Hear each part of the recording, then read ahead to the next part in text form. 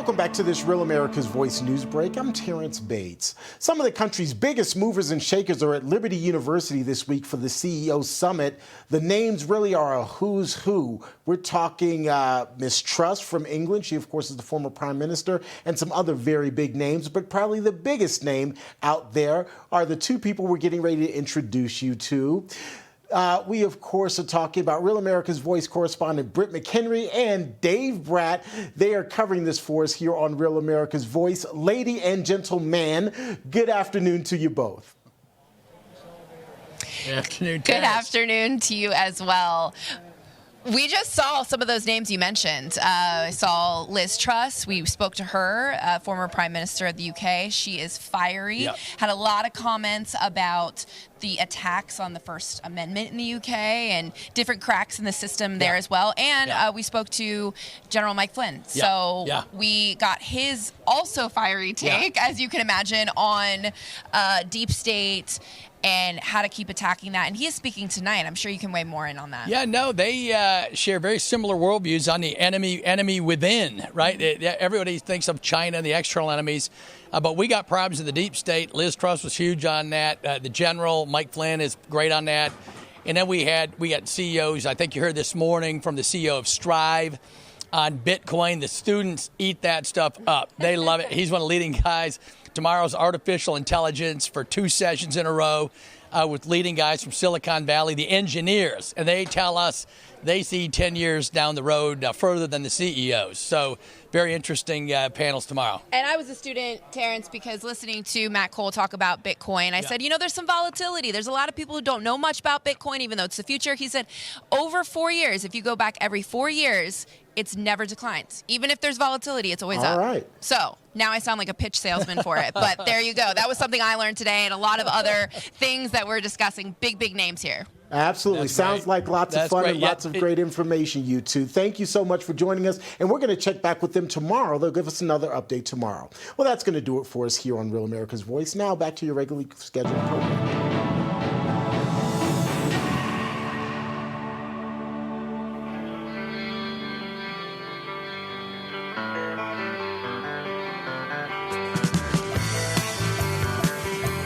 Welcome back to the Charlie Kirk Show. I've lost my trusty companion, Blake Neff, who had to jump on a flight. Complicated business, but we got some good stuff in store here for you. First, I want to tell you about Good Ranchers. They are an amazing partner of this show. Ben and Corley Spell have been amazing friends, especially in this last season that's been really crazy. But listen, Charlie believed in putting faith and family first, and that's exactly what Good Ranchers is all about. They're a Christian, American-owned company delivering 100% American beef, or beef, chicken, and seafood right to your door. No imported junk, no compromise. In a time when big corporations are bowing to the woke agendas, Good Ranchers is standing strong for God, country, and common sense. They support American farmers, honor biblical values, and provide a product that's honest, transparent, and rooted in the same principles we fight for right here on the show every day. Charlie was a proud customer. He trusted them, especially they love the chicken nuggets. Charlie's kids really love the chicken nuggets. This only seed oil-free chicken nuggets on the market. So visit goodranchers.com. Use the code KIRK, K-I-R-K, when you subscribe for an additional $40 off, plus free meat for life. It's true, free meat for life. That's KIRK for $40 off, plus free meat for life. All right, without further ado, we have Director of OMB, Russ Vought, the man, the myth, the legend. You're a tough get. I'm told. I was told in the break that this is your first interview in 3 weeks or something? Yeah, something like that. Something like that. Well, I just want to say I'm honored that you would trust us with this interview and trust me. And I know why you're doing it, because you and Charlie were very close. And I told you this in the break, that of all of the people not named Trump or Vance, because they're just in a whole different category, I think it's safe to say that he had the most faith in your ability to operate in the levers of government to move forward a conservative agenda in the imperial capital known as Washington, D.C. He knew that you understood at an intricate level the way government works. And so you guys had your own personal, very close friendship. So I want to give you the floor and let you just kind of explain what that was like and what Charlie meant to you. Sure. Well, thanks for having me. It's great to be here at the White House and on your show. And honestly, that's just the what a gracious thing for Charlie to say, and he was a huge advocate to get me back at OMB. And I think one of the things that stood out to me about Charlie is just the extent to which he was always in the fight. He was always pushing as much as we could get. He was always cognizant of all of the different things that might cause you to be unsuccessful. He was always pushing truth in the midst of whatever complicated, almost simplifying it from the standpoint of what's right, what's wrong, what's truth, what's false, and having a good cheer about it. The notion that this is coalition ball, we're trying to make sure that we're successful, we win, and to have a good time about it. And honestly, I think it's something about your show that I love, is just the extent to which you guys embody his ability to have fun talking about the issues of the day, getting the message out, and ultimately winning and attracting a whole movement of people that are going to come along with his legacy of standing on behalf of truth, come what may. And that's something I took from yesterday, the extent to which Erica was articulating to the whole movement, the Turning Point movement, all of those new chapters, all of those new activists, people who are hitting the books for maybe the first time and rejecting what's in their liberal schools and saying, I'm just going to be a self-learner in the mode of Charlie. They now have this legacy in their heart, and that's exciting. And the future is going to pay incredible dividends as a result of that. Yeah, well, and I think that's really well said. Charlie was a proud autodidact. He, people would say, "Oh, you didn't graduate college," and he'd be like, "It's a badge of honor." First of all, I think at first, early on, maybe it hurt his feelings a little bit, but by the time he's 25, he wore it as a badge of honor and realized that because of that, he hadn't wasted all his time, and he was so much further ahead than so many. But so Russ, so you know that I'm not lying to you, let's go ahead and put up image 202. This is where Charlie says, on February 7th of this year, he says, people have yet to fully appreciate the significance of Russ Vought at OMB. It's seismic. And then another, this is August 29th, so pretty recent. Charlie said, Director Russ Vought is one of the most capable and accomplished steady hands in Washington. Russ is the perfect pick to once and for all close out USAID, which had become a corrupt, woke, and bloated rogue agency. And congrats to Secretary Rubio on having one less job. So that was he would do it privately and publicly. And you are now, in many ways, with this government shutdown, apparently, what are we, 14, 15 days into it, you went pretty viral for a tweet. So you haven't given many interviews, or none, but you said, RIFs, explain, they're coming, right? Explain what that is, and tell us what your plans are in this shutdown. Sure. So first of all, RIFs are reductions in force. And this is something that we honestly did not do in the first term. We did a lot of things in the first term. We had a ton of paradigm shifts. But one of the things we did not do was reductions in force, and we honestly learned about it in our years of exile, and we came into this administration, and we've done RIFs earlier in the year. But the Democrats have put us in a position where, against the American people's interest, they've put us in shutdown. And obviously there's impacts on the American people as a result. But one of the problems of a government shutdown is it slows down the administration. So the administration can't do as much of what it was doing on behalf of the American people because it's in a shutdown. And we, to the best of our abilities, want to minimize that slowdown in momentum. And I think the president is kind of doing that himself with, solving Middle East peace and all the manner of things that he spends his time in. But one of the things we want to do is, if there are policy opportunities to downsize the scope of the federal government, we want to use those opportunities. And if I can't do things, because you can't do everything you would normally do in a shutdown, right? It has to be generally related to life and protecting property.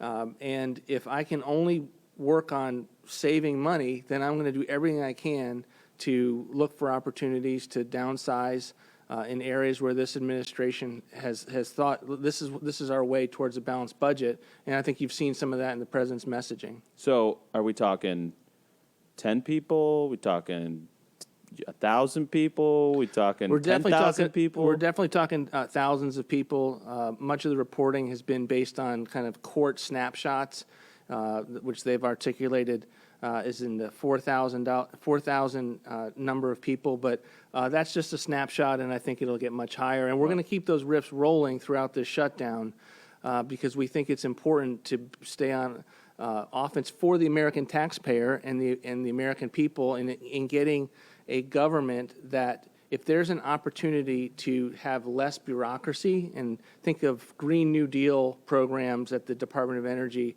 think the Minority Business Development Agency at Commerce that divvies up business grants on the basis of race, think environmental justice at EPA, think about CISA. CISA was an area that we riffed, which was participating in censorship of the American people. We want to be very aggressive where we can be in shuttering the bureaucracy, not just the funding, but the bureaucracy, that we now have an opportunity to do that. And that's where we're going to be looking for our opportunities. So you're saying there's been a snapshot of 4,000 jobs cut. Correct. Is there a special, but it could grow much higher. It could grow higher. I think we'll probably end up being north of 10,000. Now, is there some special mechanism that allows you to do this during a government shutdown, or are you simply saying, hey, while everything's stopped, I'm going to turn my attention to this because... It's a combination of both, in the sense that Congress is saying we're not going to fund these programs by not passing the Republican continuing resolution. So if there's no funding for these programs, then what would you have us do? Is it not to make an assumption that you don't intend to fund these in the future? Right. And so we are then doing the normal legal authorities that are given to us, and our focused time and attention to be able to go after and prioritize the RIFs as opposed to the deregulatory agenda or any of the things that we're normally tasked with at OMB. Well, just so you're aware, our audience, there's probably people doing, high fives and jump kicks out of just pure excitement to hear you talking about this. Meanwhile, legacy media, corporate media is probably writing, hit pieces about this. But the base is hungry for cuts, so hungry for reductions in spending. But, we talk about this, the government shutdown. I'll be honest, I didn't feel it at all until I got to Washington this week. And then it wasn't until talking to staff that I would normally, communicate with and saying, oh, I can't come in because I'm furloughed or whatever until the shutdown's over.